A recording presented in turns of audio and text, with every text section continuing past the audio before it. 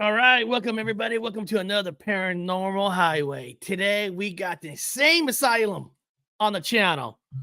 What are they about? I don't know. That's what's perfect. We get to learn, talk to new people, talk to shit, talk whatever, talk paranormal, ghosts, UFOs, aliens, where the world don't want to talk about, but we're going to talk about it. And guys, I can already tell you're gonna love Joe because you're gonna think that he's like my bigger brother or he's like a brother with Dr. Wu. Trust me, you're gonna love it. So kick back, relax, and do what I always tell you during the intro. Find a bathroom, say Blood and Mary a few times, and let us know if you survived. All right, beyond that, we'll see you after the intro. We came, we saw, we kicked its ass. Did you see it?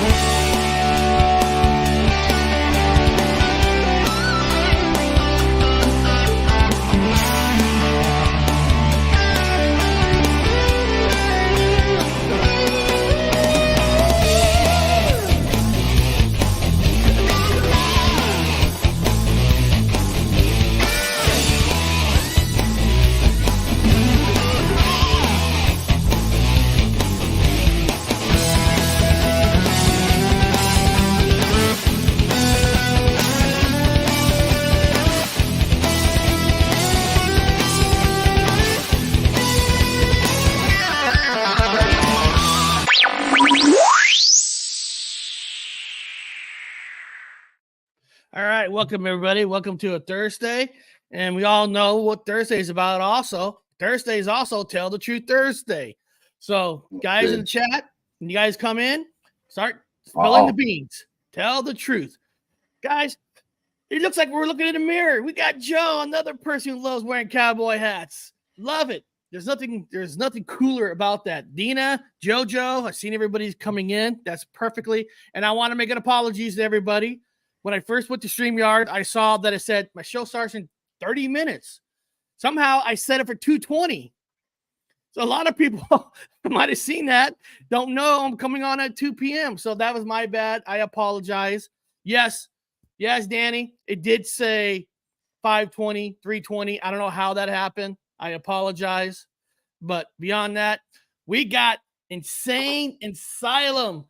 Joe. So Joe, the name Insane Asylum, that's your logo has that name on it and all that. Yes. What does that name mean to you guys? What is Insane Asylum? Well, Mark is, hopefully you'll meet him. Mark is my buddy that I've known for, let's just say 25 plus years. Okay. And when I met him, he was like my brother's best friend. They were working together. And long story short, I started working at the same place. So my family's been known kind of like to play practical jokes on each other, especially the holidays back then. So I put this pretty risque type parking ticket on my brother's car. He didn't know what I was driving, didn't know he forgot that I was starting there that day. And I went out on the road to start learning. And next thing I know, I come back and he's blaming everybody, including Mark, that they put this ticket on the car. And it's like, well, if you park like you screw, it's a wonder you can get it in. Okay, that was the bottom of the ticket. So here he is accusing Mark, and I come into the driver's room and I'm laughing my ass off because I see what's going on. And Mark and I have been friends pretty much since then. He got blamed for a practical joke that I played. Hey, it happens, I'll do a Tell the Truth Thursday. I don't know if it was really a practical joke or not. We're young. People were drinking. one of our best friends, passed out on the couch. Living in California, California, living in Fresno and stuff. There's a lot of cockroaches. So so there's a lot of cockroaches. It is. So we picked up a cockroach and we put it on our friend's mouth. We were hoping that it will scare him, make him jump, a little thing crawling. But what we didn't realize was, hopefully he's not watching. The cockroach went into his mouth. Oh, jeez. And he actually chewed on it, thinking it was like a beef jerky or something. And it's like, yuck.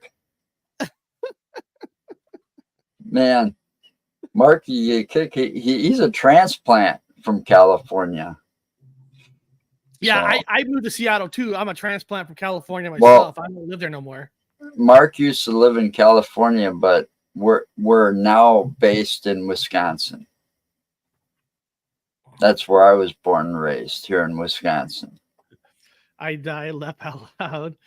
Gross. So, but because of our chemistry, we joke around a lot, and every now and then we're like, your straitjackets here, type thing, joking. And we came up with the idea after going through, I don't know how many different names or logos. I'll figure that out someday. And before we came up with the one we have now. Logos, you're right. Logos always, it changes, sometimes better or worse, But I was trying to find something that was going to stick for a while, because we're going to be doing merchandising in the future. And the whole thing's under an umbrella called Utterly Insane Productions. It's a production company that I started. I'm disabled. Okay. You may not look like it, but I started this all because I'm disabled and I got bored. And during because of the COVID and all that shit going on, my wife and my buddy didn't want me going out of the house. Hey, I'm telling you, I feel like we're looking at each other in a mirror, because I have a disability from the military and stuff, and I mean I started my show before COVID. Well, yeah, we did too.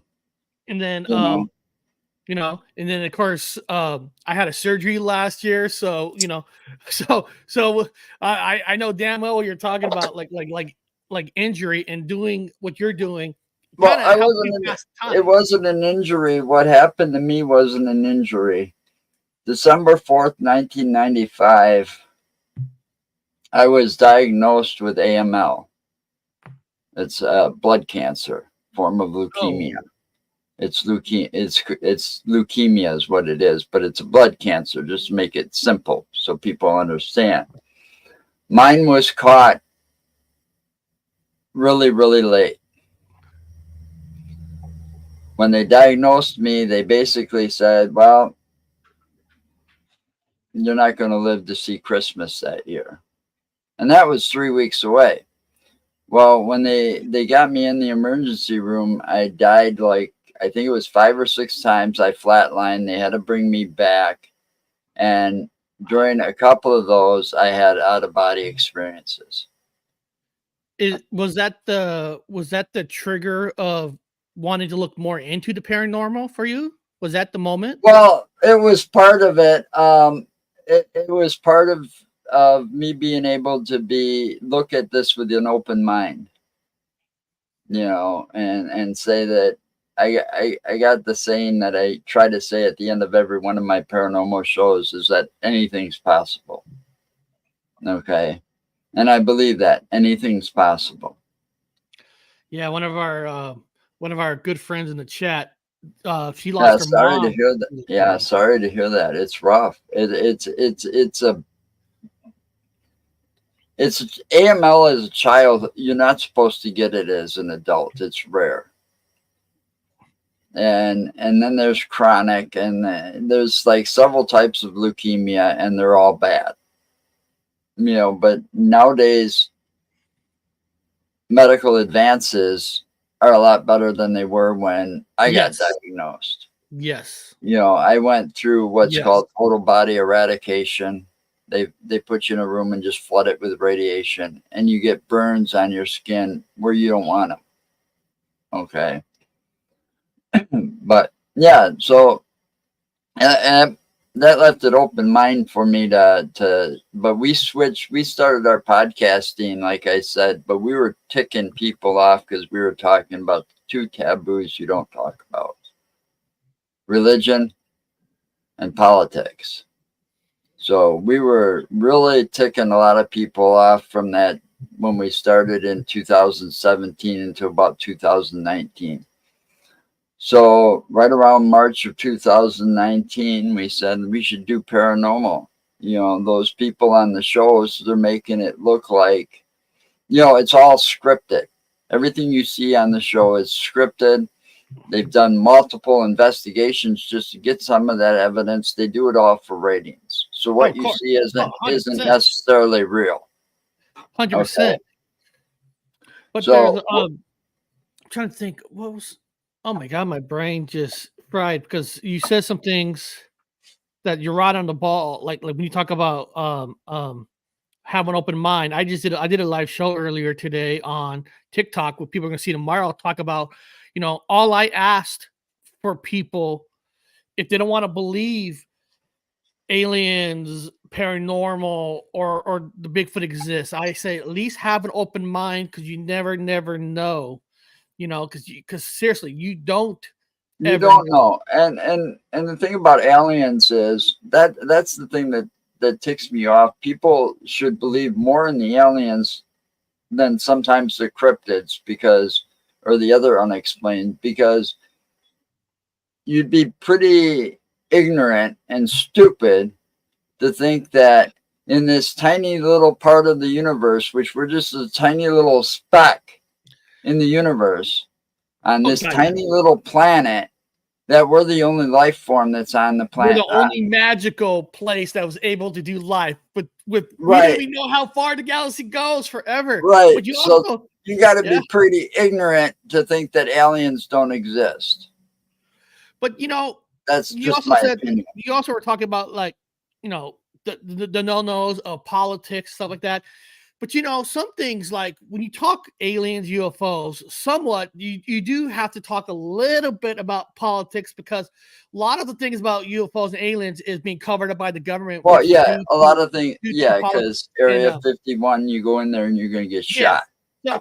So there's, you know, but I know what you're saying. You know, you could do too much politics. You know, you got to talk a little bit about it with some of that stuff. And when you're talking about like shows for ratings, too.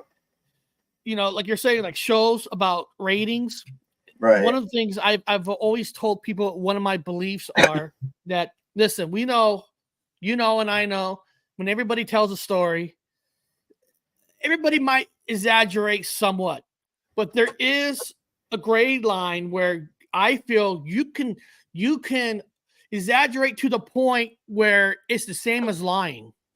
Right. So, example, I always tell people this, like when you watch Ghost Adventures, when you see Zach get tapped, he's running down the hallway like he's about to get killed. That's exaggeration. That's lying. So, even though I understand that people exaggerate a little bit, but you can cross that line to the point where you're. Well, them on TV, it's all about the mighty buck. It is. You know, you add that music up. Just Tuesday, I had a person from Paranormal Consultant on my channel, you know, and we were, you know, both talking that the average paranormal investigation in reality is boring. It's not exciting technically for the TV. It's quiet, it's dark, you're listening, you're looking at equipment, you know. But that's real investigation. You know, you watch Ghost Adventures, you got the music, you got the sound, you got the, you know. Yeah, you got all this Hollywood crap. You know, we're out like most investigators I've met. You know, which, you know, local people. Oh yeah. We're out for the answers, because it's a mystery, you know, so you're looking for the answers. And you're learning about the history of the locations. you know, and those are the two things that drive a lot of the people that I've met, you know.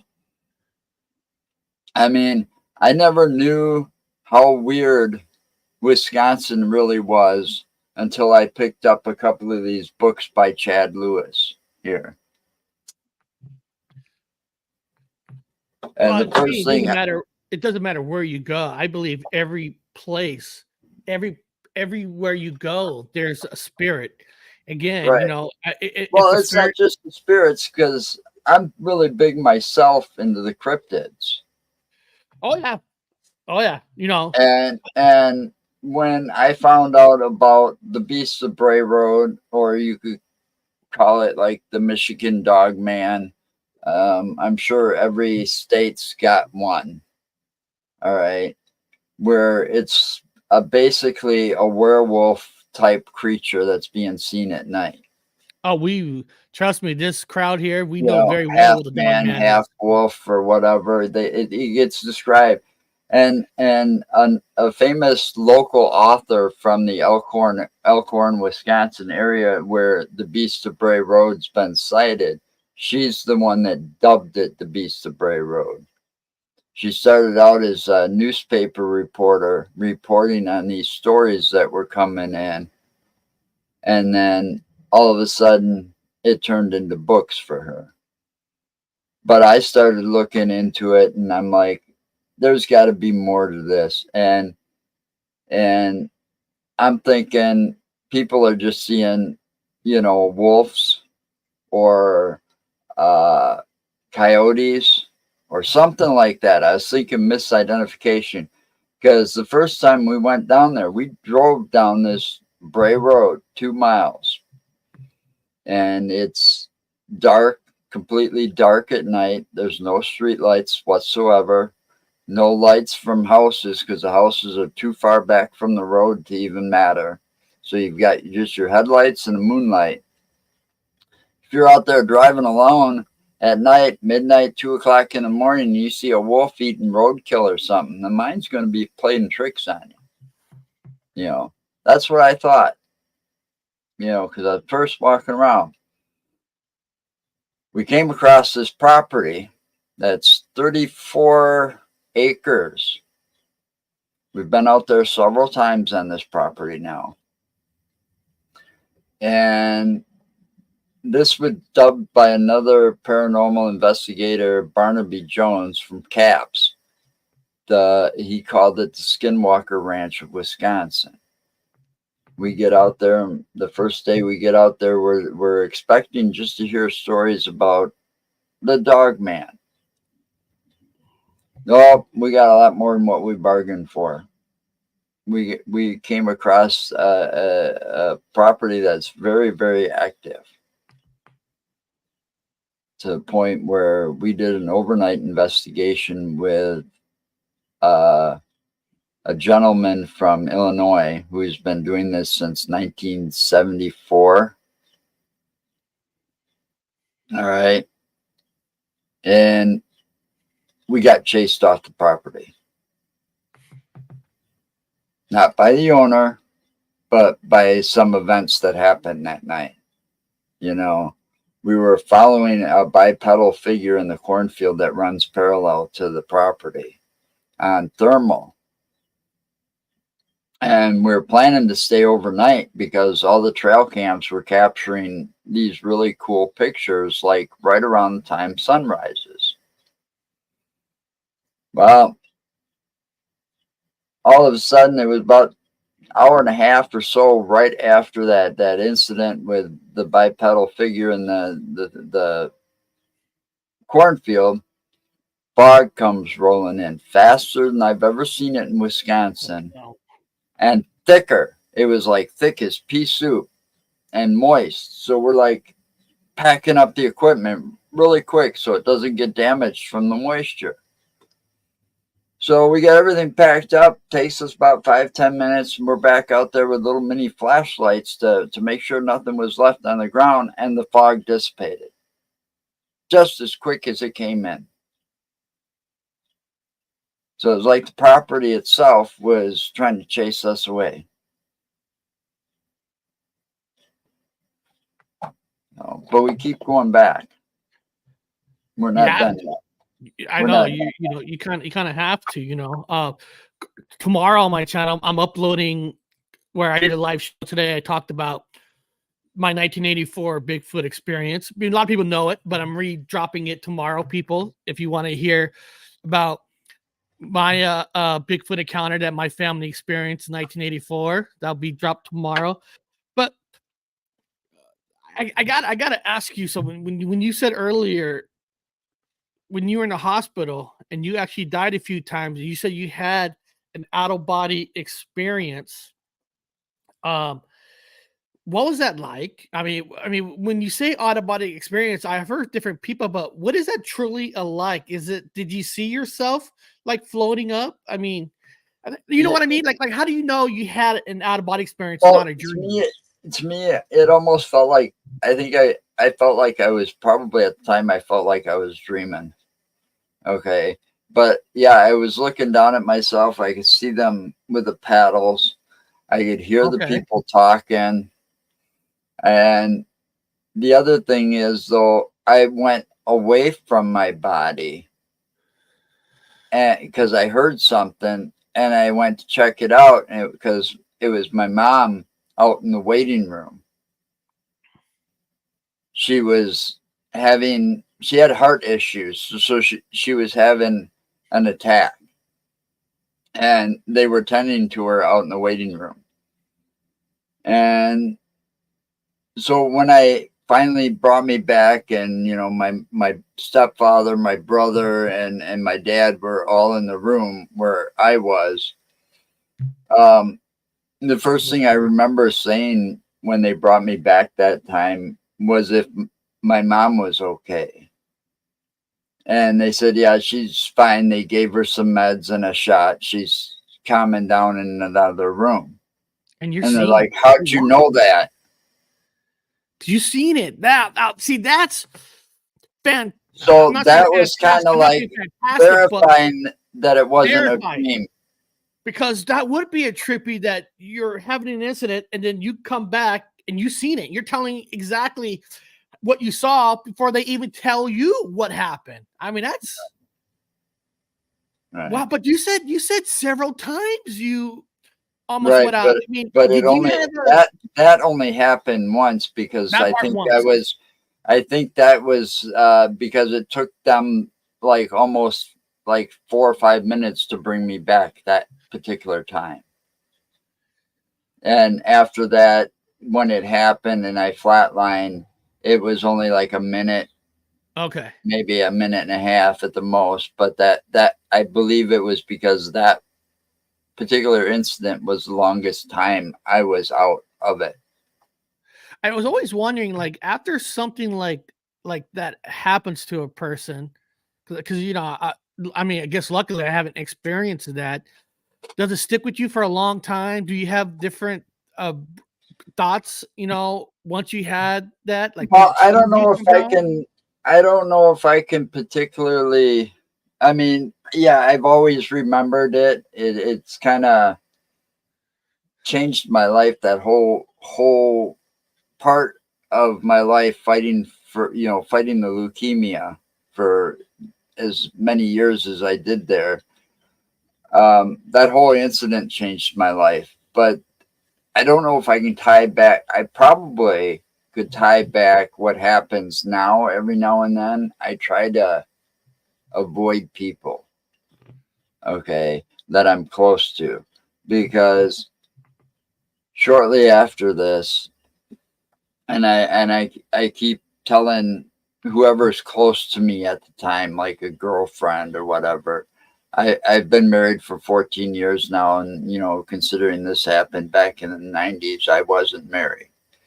So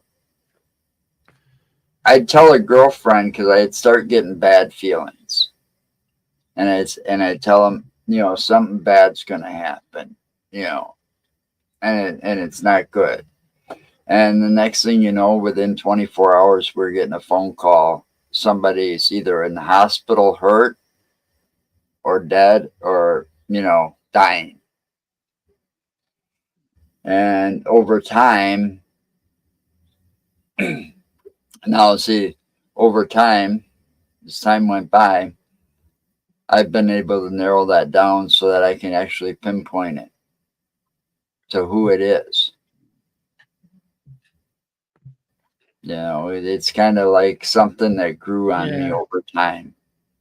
But you ever think But there's a reason? That part scares the hell out of me. But sometimes you think to yourself, is there a reason why I was able to survive that? Like when I was a baby, I flew out of a windshield, out of a car, and I survived. Where they thought that there was like no way I should have survived. A baby, not even a years old, flying out of the car, but we did. And sometimes you ask yourself, is there a reason why? I don't know. I wish I knew, because I've survived more shit than anyone can imagine.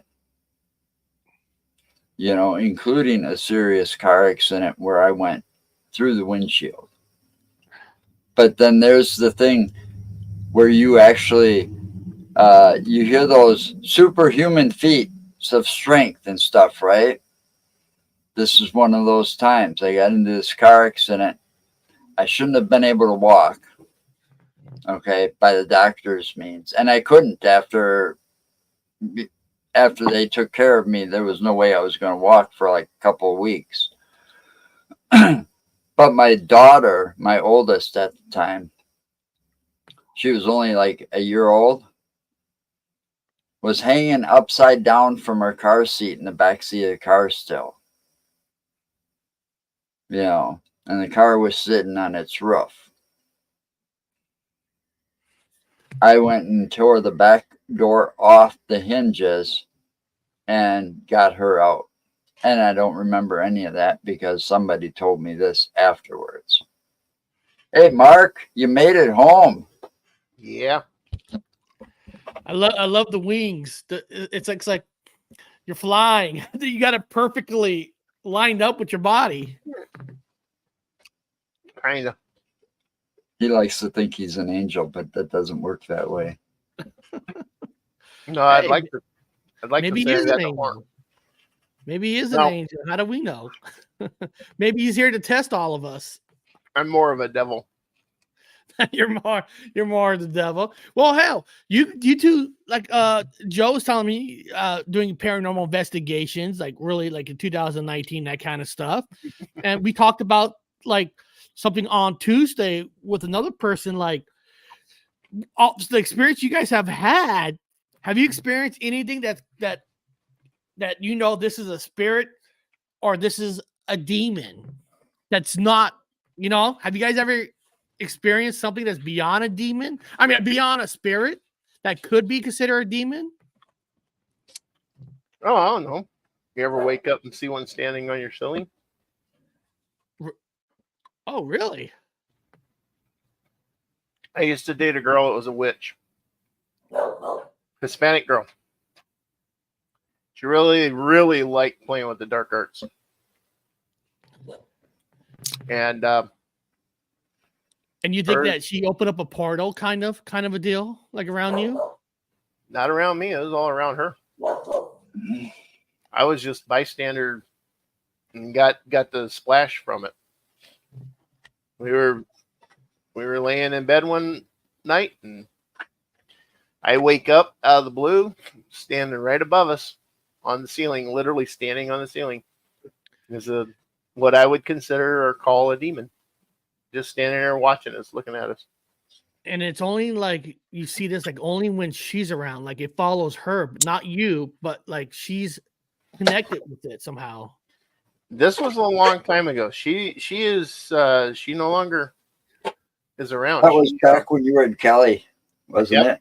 Yep. I was born and raised in California, lived there until I was about 21 years old. And this is a girl I dated since I was like 18. I dated her from like 18 to 20.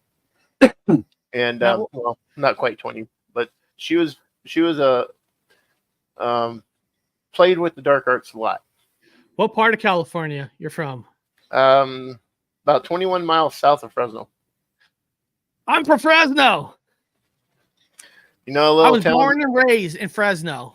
You know, the little town called Layton, Fowler Avenue runs right through the middle of it. Wow, that's oh wow. That's 21. Yep, we're about 20. That was 20, about 21 miles south. I lived actually 6 miles outside of town on Cedar Avenue. Wow. Cedar and Serini. Yep. My dad was the rural mail carrier for that area, and we were right up the street from Zonafeld Dairy, one of his biggest dairies that he had out there. Wow. My father used to work at a sugar plant called Spreckles that was out in Mendota. That's way far from Fresno, but my brother who does my show with me on Friday, he still lives in Fresno right now. So it's like a connection. Wow, that's awesome. That's awesome. How crazy is stuff out there for him? I mean, I always tell people, Fresno is not a place where you want to go visit unless you were born or raised there. Nobody will understand how flat Fresno is, how hot it is. But listen, even though I live in Seattle now, growing up in Fresno, every year we go in the mountains, in the Yosemite Mountains, the Sierra Mountains. We had our Bigfoot encounter up in a place called Poison Meadows up there near Bass Lake and stuff. So even though I say it's Fresno's not for everybody. For one positive thing, and it is in the middle of California. It is between LA and San Francisco, Sacramento, and of course we all know. Oh my God, I hate when your brain just like I don't know. All that. But that's awesome. So both of you live near each other now, right? Because when you guys go on investigations, you guys go together. Yep. Most of the time, he's really, like I said earlier, I'm disabled. This man works his ass off. So sometimes I end up going with just me and my wife.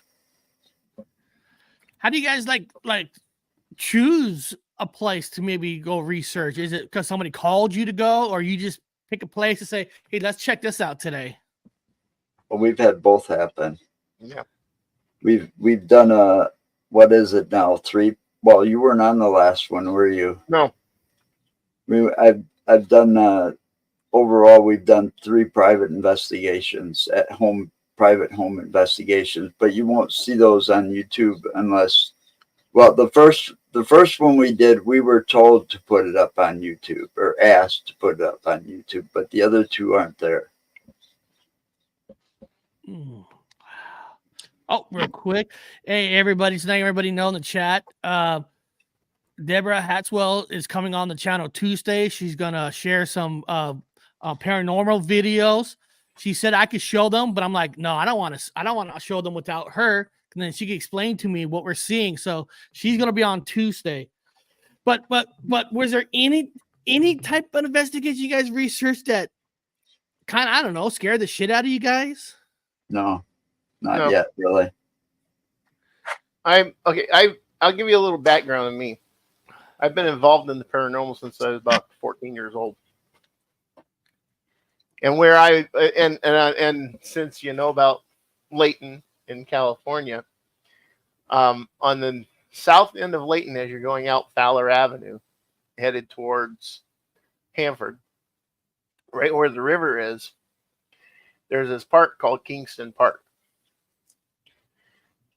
Me and a bunch of friends used to always go there around 10 o'clock at night, stay until about 2, 3 o'clock in the morning. That park has shadows in it, shadow people in it.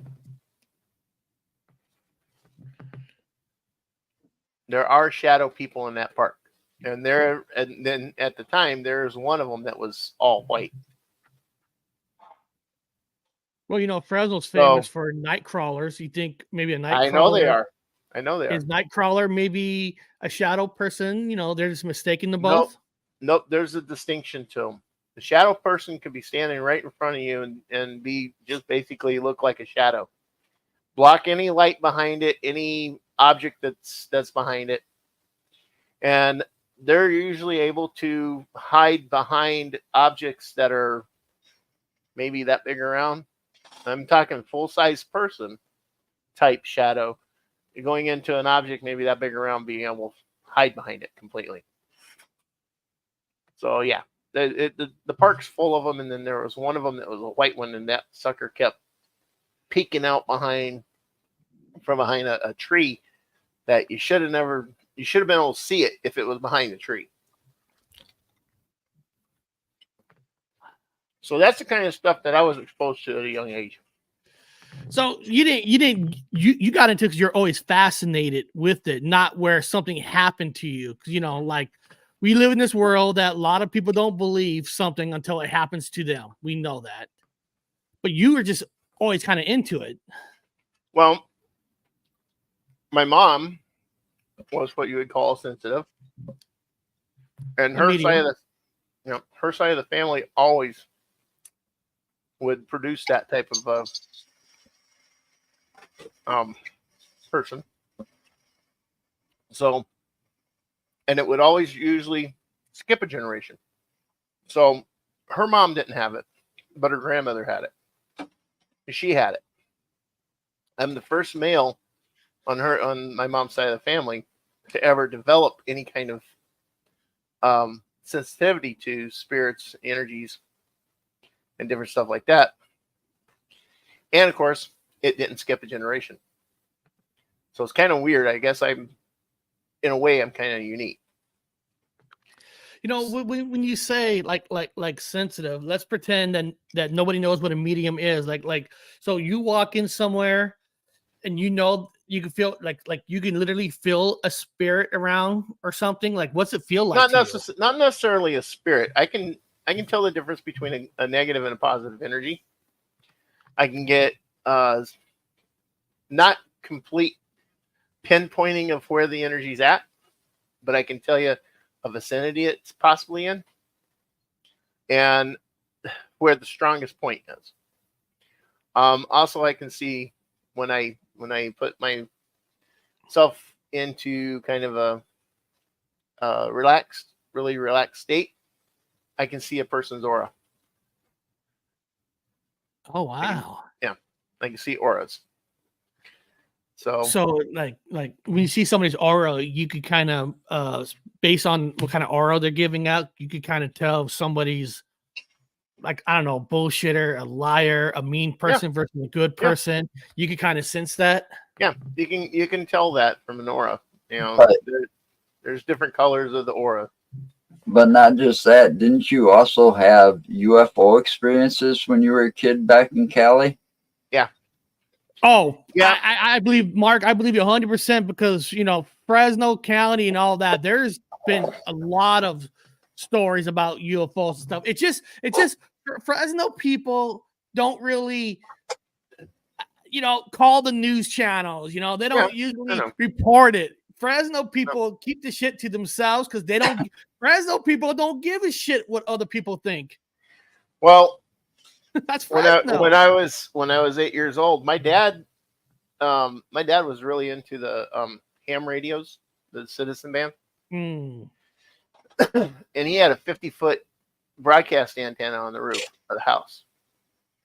And I'm 8 years old, and I play with it every now and then. If he had let me, he was very strict about it. So, but my mom and I were home alone one night, just the two of us. She's in the kitchen, I'm in the living room, and she sees this light, I guess it would be a cluster of lights far off in the distance to the west of us, and she sees them just like coming towards our area, and they're moving really slow. She watches them for a while, and then she has me come to the back porch with her, back stoop, and we're standing out there, and we're watching this thing, and as it's getting closer, it's getting bigger. There are 4 lights. It's a square shape. There's 4 lights and one in the middle. The 4 on the corners were white, and the one in the middle was kind of like strobing. We watched this thing come in really, really slow from the west going to the east.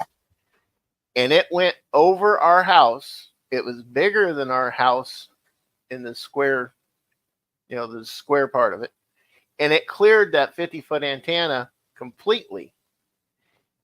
And our house wasn't a really small house. It was at the time that we didn't have the addition on it, but I mean the thing had to be at least 1,000 square foot inside. And this, whatever this was bigger. It was a dark, like blackish coloring. You seen the 4 corner lights lit up, and the center light was like it was twirling and strobing, and it didn't make a sound. Didn't make a single sound. This thing went really, really slow, and it, like I said, it cleared the antenna. The antenna is 50 feet off of the top of the house, and then we watched it go over the house, and then we went through to the front and watched it disappear into the horizon.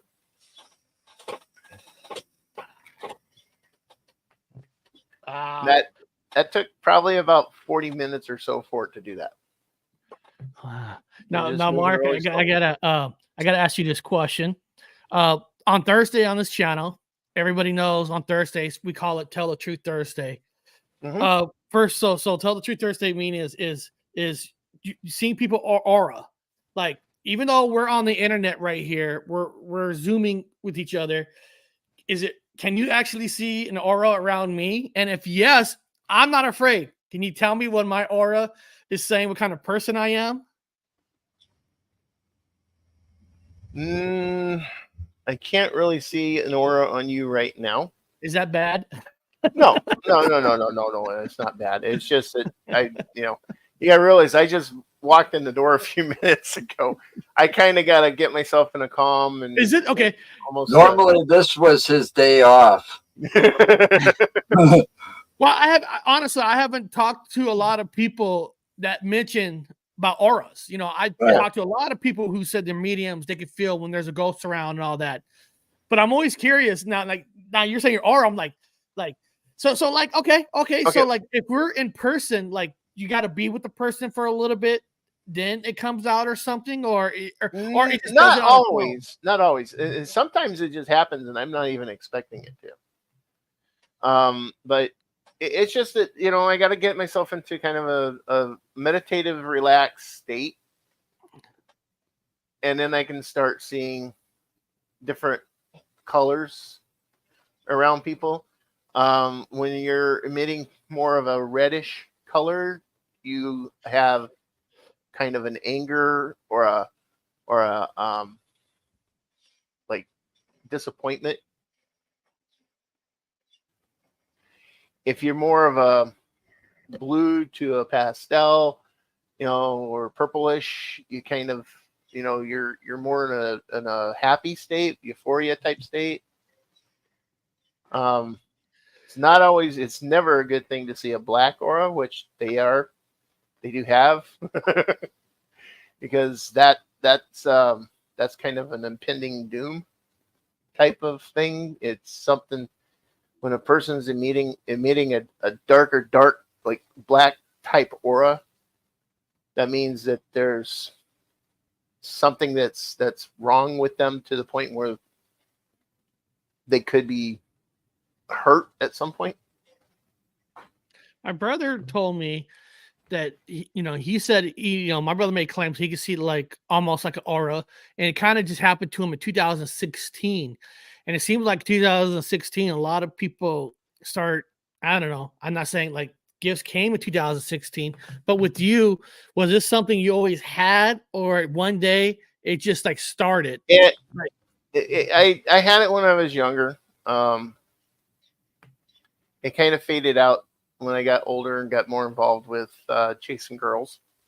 And then it started coming back and is it because, well, I get it, you're chasing girls, so your mind is not even there no more. Exactly. You're love struck. They say love is more powerful than anything. So, well, yeah, you sit there and that's, you get to a certain age, especially guys, if you're in your right mind,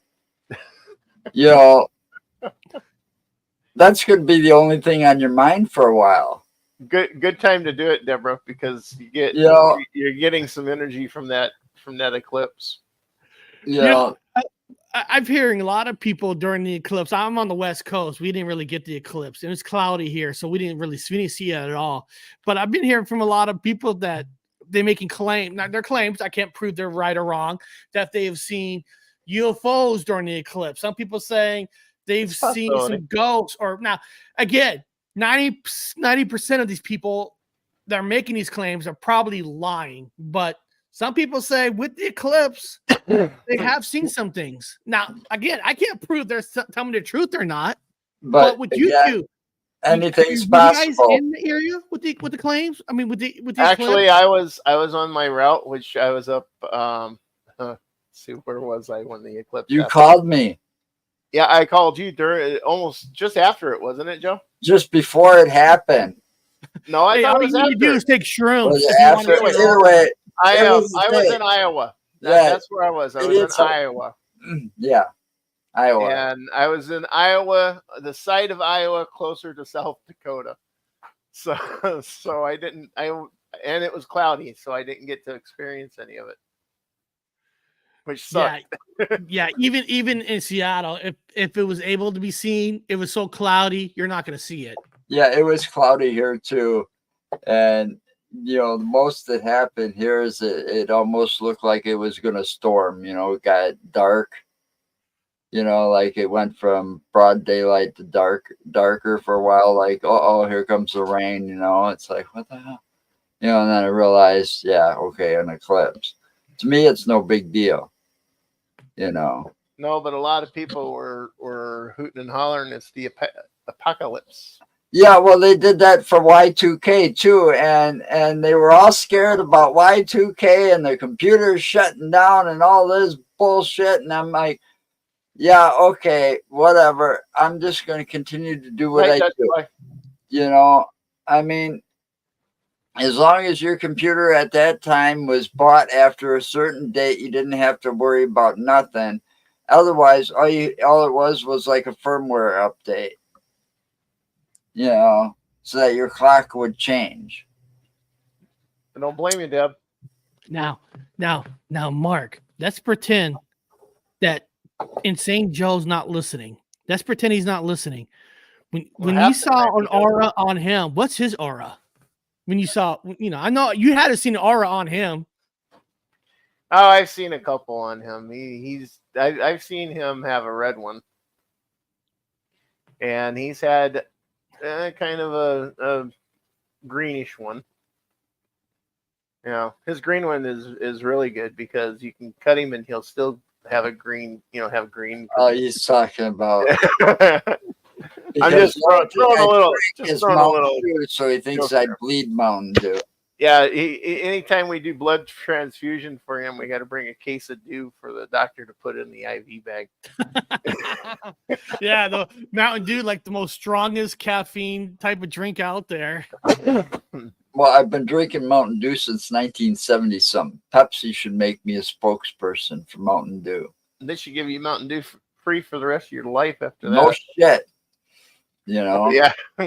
But no, with him, I've seen red. I've seen kind of a greenish tint to his aura.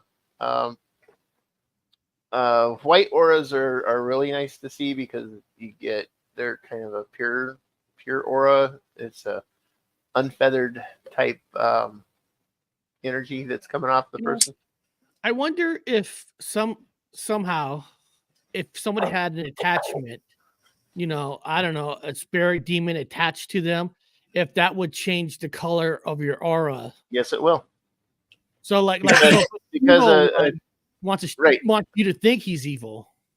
Right. So, if you have a person that has some sort of a spiritual attachment, whether it be a demon, a spirit, or anything like that, it can cause the aura to be different color.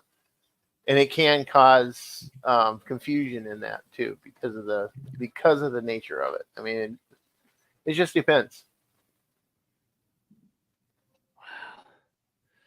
And right out the bat, like you could probably tell if the aura you're looking at a person is from an attachment and not really himself. Well, yeah. I mean, it's when you're a living person's energies are a little different. They have a different. I want to say it the right way. They have a different taste to it. Okay, and yeah, I said taste, and it does. It's almost like for someone like the way I am. Plus, I have another ability I didn't mention. I can actually transfer energy. I can pull energy, whether good or bad, from an object or a person, and I can transfer energy, good or bad, back into that person or object. I've done this several times. I've done it to calm people down. Are you saying like their you energies are different? That's why I say, the spirit energies compared to a living person's energies taste different. It has a different feel, different. It's hard to explain it. Scandal, like Mark looks like an angel with those wings. Sorry, Scandrel, I'm not. No, like, are you saying like if I'm standing next to Joe, we in our energy that you can actually like maybe pull out my energy? Can you transfer my energy into Joe? Are you saying like that's possible? Yeah, it is. It's very possible. That'd be weird. Not weird, but I'm like what it would feel like for me. I'm standing here, and then you took somebody's energy and you put it in me. I'm curious, like, what would that feel like? Like, would I get emotional? Like, a lot of times we say in life that some reason we don't know why you're happy, then all of a sudden you're just sad out of nowhere. You're just is that like what an energy transfer is, where all of a sudden you feel this way? And then, it can be, but that's also a telltale of an empath. Someone who's an empath.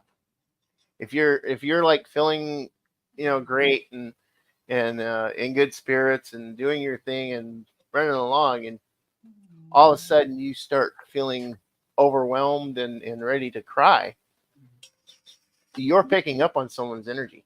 Someone that's near you, you're picking up on their energy. And that is a true telltale sign of an empath. Wow, just like she wrote, Mark, you're the only other person other than Dominique Zenden who sees auras. They seem fascinating. I agree. I mean, I haven't heard a lot of people talk about auras, so that's why I'm intrigued. It's like, oh, that's interesting. That's. And then she says, "Well, who I've heard of." Yeah, I get that. I get that. And I animals see your energy. Okay. Yep. Yeah, I believe that. Cats are basically the guardians of the underworld, and dogs are our guardian angels. I don't know. Sometimes it's like, like I said that one time, those two cats I had when I lived in Sun Prairie, they saved our lives. I get that, Joe, but I'm saying the cats are better known as the guardians of the underworld. Look at I suppose. Yeah, I get it. Okay, you can get that from how the Egyptians worshiped them. And that's what I was just thinking. The Egyptians worshipped cats like crazy and entombed them with themselves. So yeah,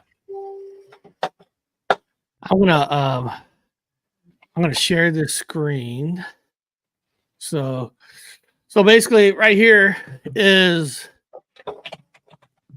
your channel here on YouTube.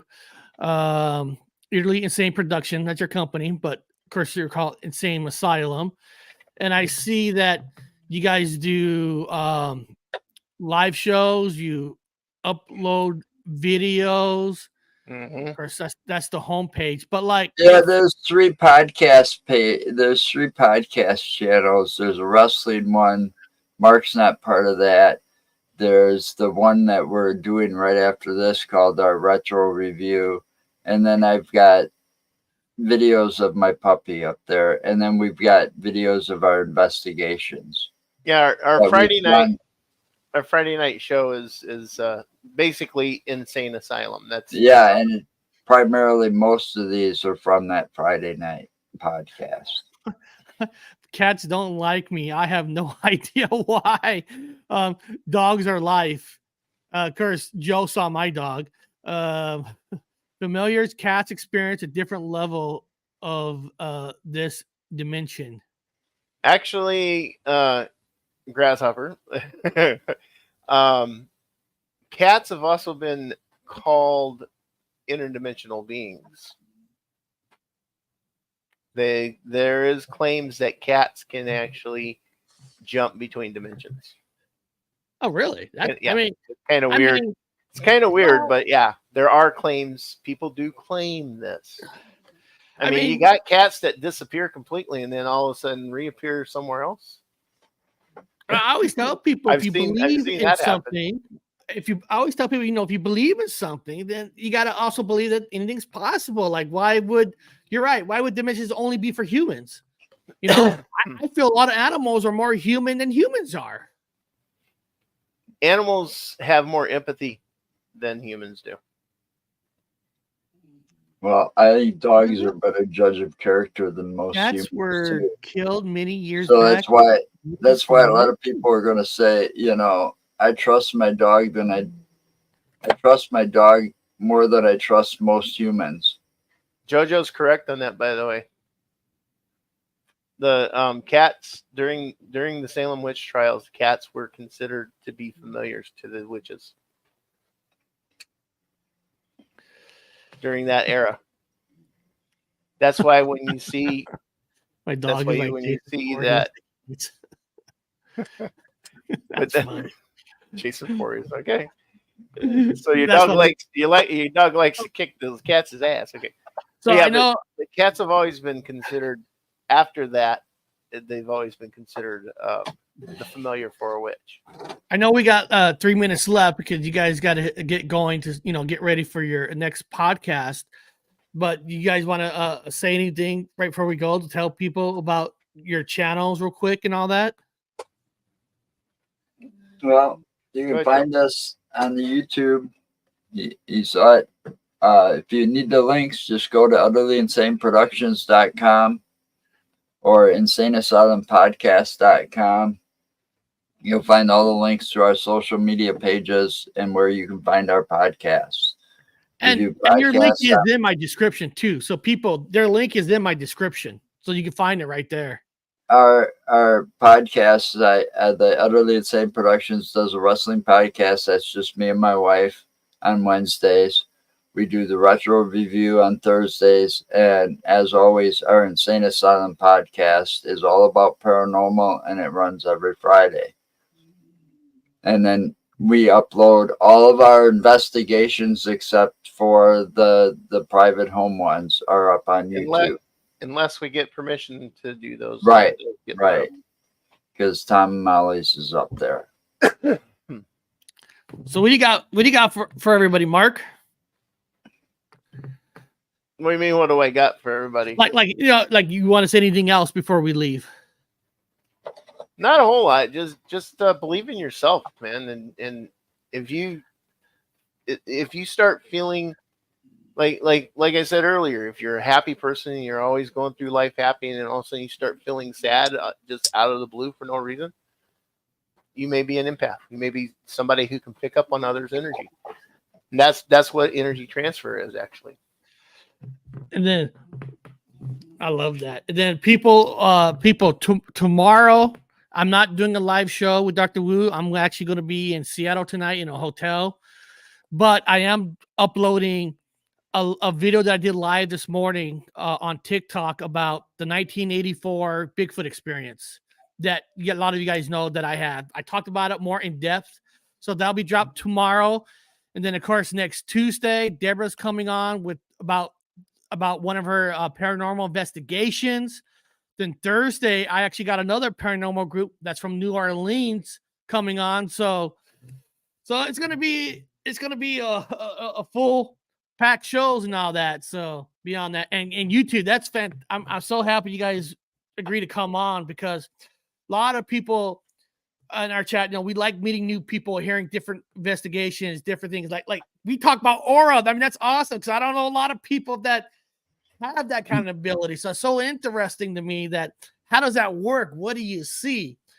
And now don't tell me behind the scenes that you actually saw a dark one and you didn't want to share that with people. Think I'm a No, evil actually, person. right now, I can see that you've got kind of a pinkish purple going. That's like happiness in Hear you know, that, people? you're happy about something. Hear that, people in the chat? Pink aura. Pink aura. Oh yeah, I am happy in a way because I actually went to the VA hospital yesterday and I had some cancer stuff like removed, and I went yesterday and they said, "Hey, it's gone. You don't show any Awesome. signs of it." So for That's me, awesome. I was That like, is awesome. hey, that just makes you feel happy, like Oh, I'm gonna be sure. here a little longer, people, that. And Joe, I appreciate you telling us about what you've gone through. That's sometimes that's very secret with people, that's very close. And you just came and told everybody about the leukemia, and that's awesome that you did that, because it's real life. You dealt with real life. You shouldn't even be here, and you're with us, and that's You have no awesome. idea. But yeah, you're right. I shouldn't be here. And All it right. makes you appreciate life. So Thanks for letting me come in late. Sorry I had to. I'm going to jump to the other one real fast, start getting going. No. Okay, we're going to end it here, guys. Since these guys are awesome, we're going to end the show again. today. We'll talk to you later. We're going to end the show with Howard the Well, Duck. thank you for having us on. So, no problem. Talk to you guys later.